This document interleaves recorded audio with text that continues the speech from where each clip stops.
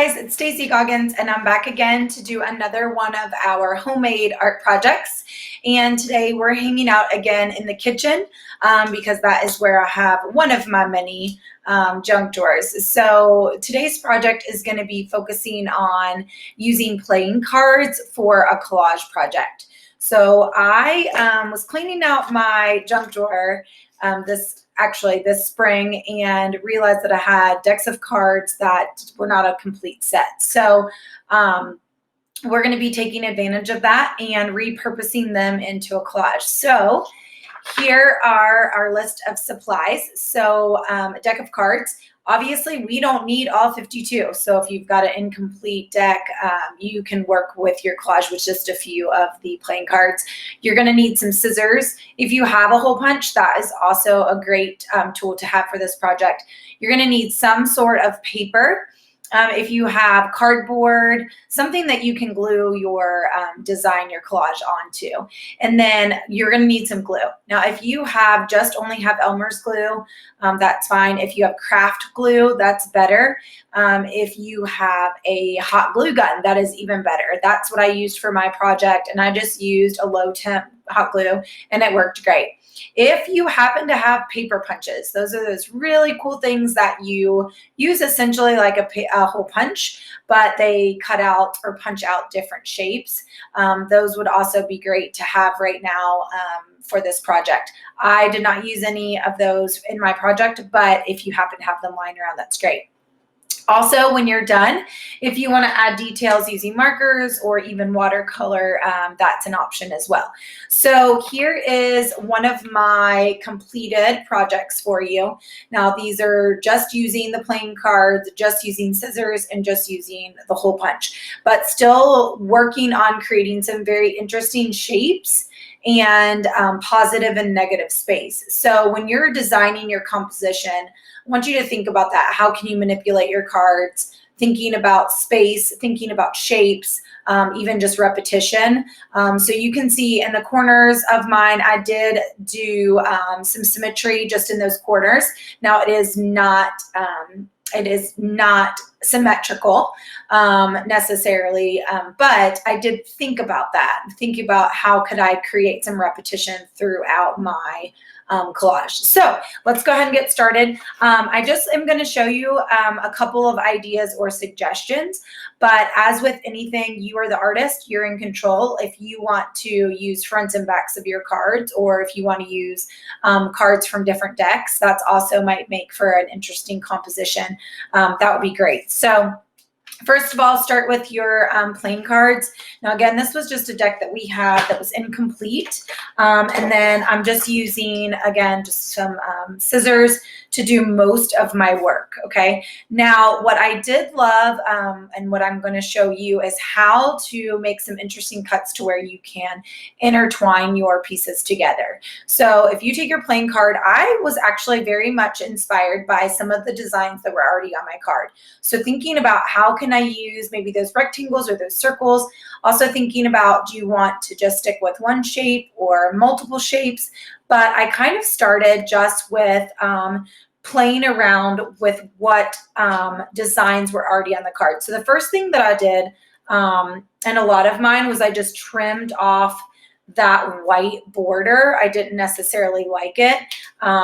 You could use that if you're using maybe a different colored paper to glue yours onto.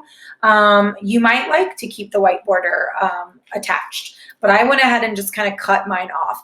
And then for the center part of the collage, I actually was able to intertwine these three pieces together across. So I'm going to show you just kind of how to do that. So I followed, like I said, I followed a lot of the patterns. So I'm just going to start by making a slit down at the bottom, but using that inner rectangle as my guideline.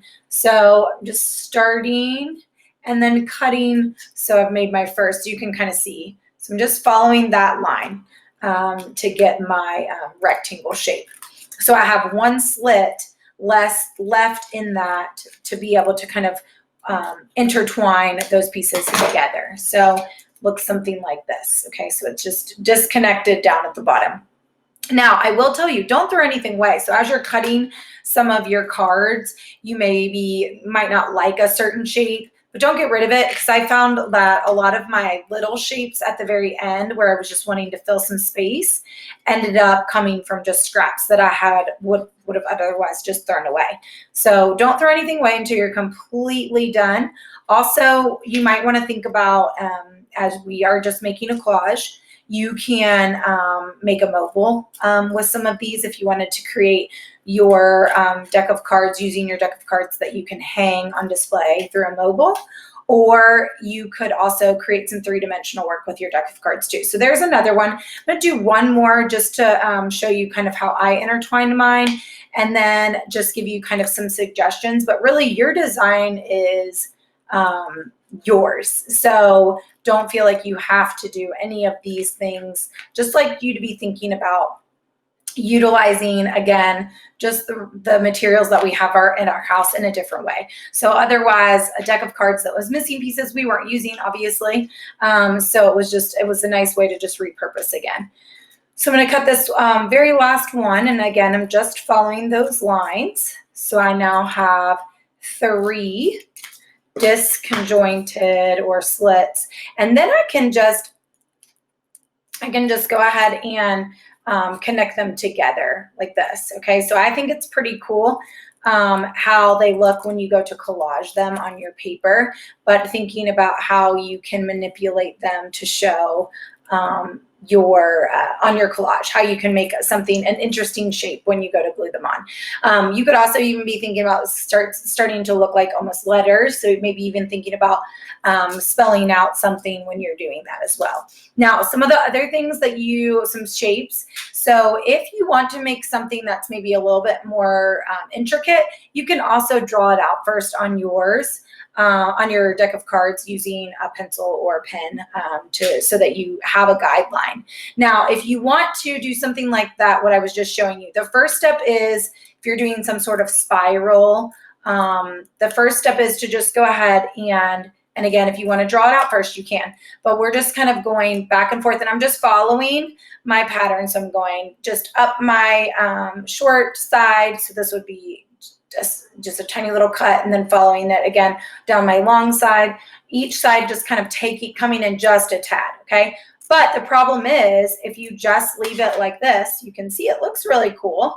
Maybe if you're gonna hang it, that would be really kind of neat. But the problem is, if we go to glue this down, you can't even tell that it has a really cool design. So the next thing that you have to do is you have to go in and just take away some of that.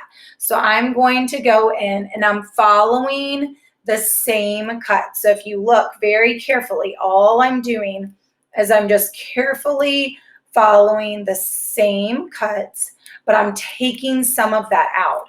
So I'm going to be leaving some negative space when I'm all done. So that way, when I go to cut, and you've got to be careful, because you don't want to cut it all the way through. So you've got to just really pay close attention. This is definitely more advanced.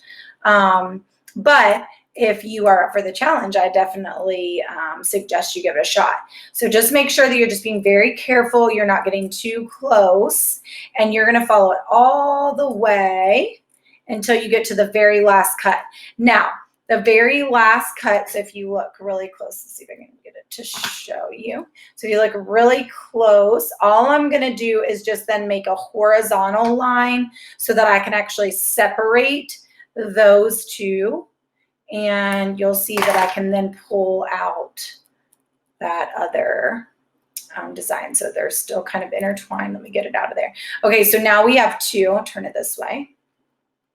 So now we have 2 of those. Now one is skinnier, one's a little bit wider, but when you go to glue it on to your paper, you now can see that there is negative space. So if I was going to have my paper, I'm gonna hold that, you can see, and glue that down, you can see that there's negative space in there. So then that shows your really cool design. The other thing to think about too is just not working with the shape, because I mentioned that I worked with the shapes that were already kind of provided with the cards, but really thinking about, diagonal lines instead of just working with rectangles, or if you have circles on your cards and so on. The biggest thing though is just to remember that before you glue anything down, lay out all of those really awesome shapes that you have used and plan out your composition. If you just get really excited and start gluing, then you're committed. So make sure you just organize all of your shapes down first before you begin gluing. And then that way you can really be thoughtful and intentional about where you want to put your pieces, like even just the little tiny details, adding your rectangle, adding a little diamond in the middle, something that I wouldn't have thought of, but it was necessary and needed it. So I hope that you have enjoyed hanging out with me in the kitchen and just kind of rummaging through the junk drawer to create our playing card collages. Take care, and I hope to see you guys again soon.